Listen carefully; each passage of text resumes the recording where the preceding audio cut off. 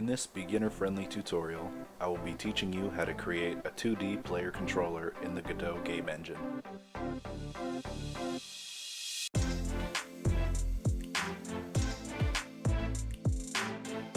I have a simple project open containing a world scene and basic player components, although the only required node for this tutorial is a kinematic body 2D.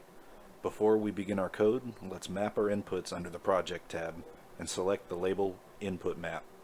To create a binding, first type a custom name in the action box. As you can see, I have already created a binding called Up. Scroll to the bottom to find your custom binding and click the plus button.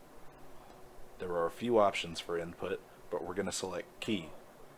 Godot will then listen for key presses.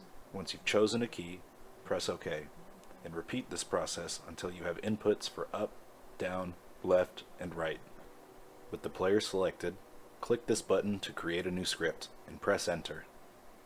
First, we need to make 3 constants, one for speed, one for acceleration, and one for friction.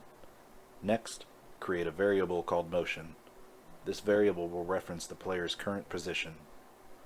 Now, we can create a function called physicsProcessDelta, which handles all player physics. Inside this function, we need to make a variable called inputVector that also references the player's current position. Below this variable, we can start coding the player's input and reference our custom-made bindings. Once this first reference is created, we can copy and paste it to the other side of our operator and change right to left. Next, copy the line and paste it on the next line. We will need to change the X to Y as well as change our bindings reference again. Below that, we need to normalize the input vector so that we don't move faster in the diagonal direction. Now, we can create an if-else statement that takes the player input and turns that into movement we can see on our screens and in our games. Before we finish, we need to call a built-in function called move and collide, which Godot can use to handle movement. And that's it! You should now have a 2D player controller that can move freely around the scene.